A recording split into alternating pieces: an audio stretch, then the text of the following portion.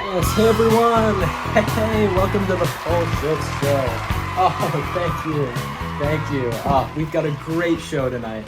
We've got a very special guest, and I say that every time, even if they're not that special, but this time I mean it.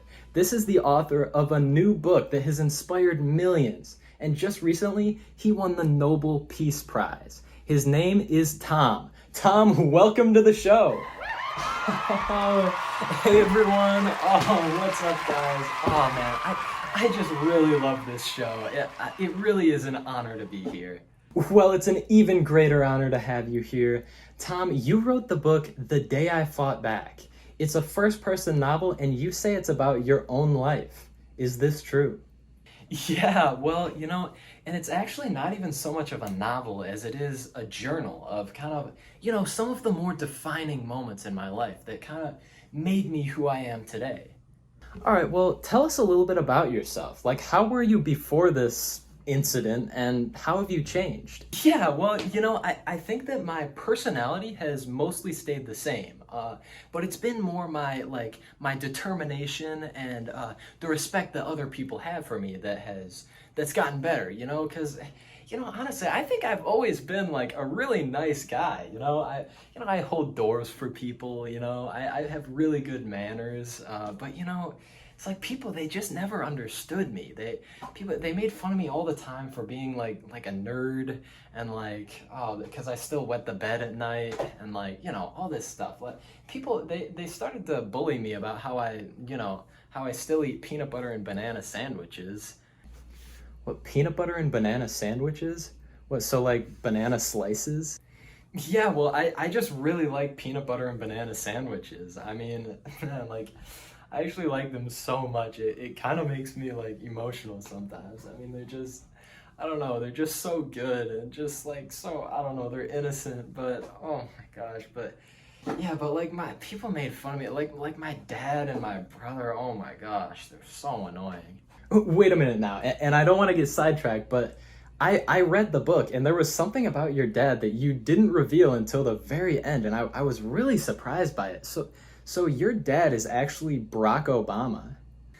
Yeah, well, I'm one of his adopted sons. You see, me and my brother Bruce were actually both adopted, but they told him and not me, so I was just in the dark about it for years. Could you tell us a little bit more about the story? Because not everyone in our audience has read it. Yeah, so the story starts at a really dark time in my life, So I was sleeping under the stairs in the White House, even though there are 50 extra rooms that my dad could have let me use. My dad and my brother, they both thought I was an idiot. Everyone at school thought I was stupid. And even the characters in my dreams made fun of me for not realizing that I was dreaming.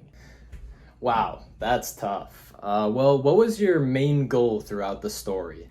Well, at first, it wasn't really much different than anyone else. I wanted to get through high school. I actually did have a pretty big goal of I wanted to become president one day. But my dad, he was president. He didn't think I had the discipline. So, I figured maybe I could be the King of England or maybe the Pope of the Roman Catholic Church or something like that. Might be a little more realistic. Oh, wow. Okay.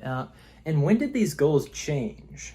Well, I had this really bad day in high school, right? My idiot calculus teacher, screamed at me for no reason and basically ejected me from the classroom. So then I was in the hallway. I saw this girl, Katie, who I actually really had a crush on. Right. But I really wanted to ask her to the homecoming dance, which was literally the next day. I procrastinated everything. But, everyone told me, I had no chance with her. She probably thinks I'm an idiot like everyone else. But, I just kind of thought I saw something in her. I don't know, maybe I could just show her a more interesting side of me and, maybe she would come around. Okay, so you asked her to the dance. Yeah, and she said no because she wanted to third wheel with her best friend and his boyfriend. So I was just kind of well, isn't it better to have a date? And she basically just admitted okay, yeah, she just didn't want to go with me because, she thought I was a dork that no one respects. Oh, that must have been tough. Yeah, well, you would know. I mean, you were denied from homecoming and prom by the same girl in 1 year. So, What? Bro, who told you that? I can't tell you. Oh, well, to be fair, I thought I won her over. Yeah, well, maybe if you had done what I ended up doing, maybe you would have, right? Whoa, all right. Well, I have to be careful how I answer this for in case the FBI is watching, but yeah, I guess there's a chance that hypothetically that could have worked. So why don't you go ahead and explain to everyone what you did? Yeah, so I mean, like, the last straw wasn't like when I was denied from that stupid dance. It was actually at lunch when these big idiots came and they asked me for my lunch money. And I just told them, like, I brought my own peanut butter and banana sandwich. I don't have lunch money. I don't have anything that they would want. But they're assholes. So they just grabbed my peanut butter and banana sandwich, my only one, and they just threw it out the window for no reason. Oh my gosh. So after this, I mean, I couldn't really focus on school anymore. You know, like, I had been thinking for years, like how I was gonna do it, how I was gonna just destroy all my enemies, you know, which is everyone at the school. So I just basically decided, like, tonight was gonna be the night that I just went through with the plan. All right, so, you know, in the middle of the night, everyone was asleep. I got up, I poured gasoline all over the floor in the White House, set the whole thing ablaze. And then I just went on a walk through town. I knew where everybody lives. So I just kind of systematically just went around and I just killed everyone. I mean, I killed all of them. You know, the only person I didn't kill from school was Katie. Cause, you know, I just figured, like, if we're the only ones left, who else is she gonna have to dance with? Right. Yeah, so then I got back to the White House, and this part's actually kind of funny. So I got back, my brother was just lying, like, dead on the ground, and my parents were arguing about whose fault it was. Oh, that's funny.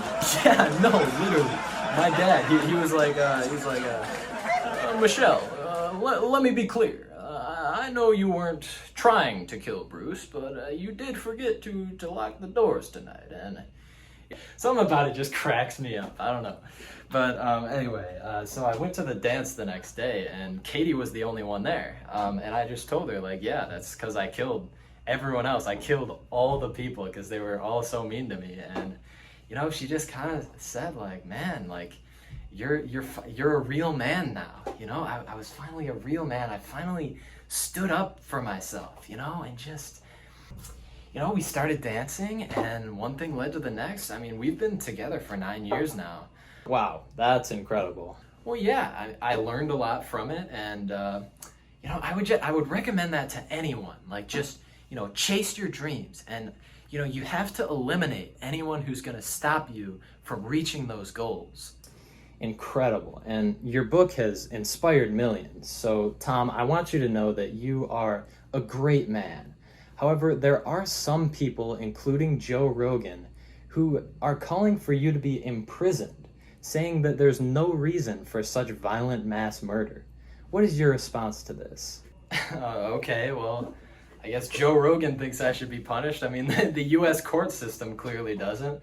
I mean, I did what I had to do, and I got away with it. They literally, they couldn't find any proof that I killed any of those people. And actually, like, I swear, I kid you not, I'm quoting a Supreme Court justice who said this. They said that even if they did find out it was me, those people deserved to die, so I would still be innocent. Well, I'm glad you could defeat your enemies. Tom, there is no one who is more deserving of a Nobel Peace Prize than you. We're gonna have to wrap it up right there. Have a great night, everyone, and be sure to tune in for tomorrow night when we interview Vladimir Putin on some of his most amazing accomplishments.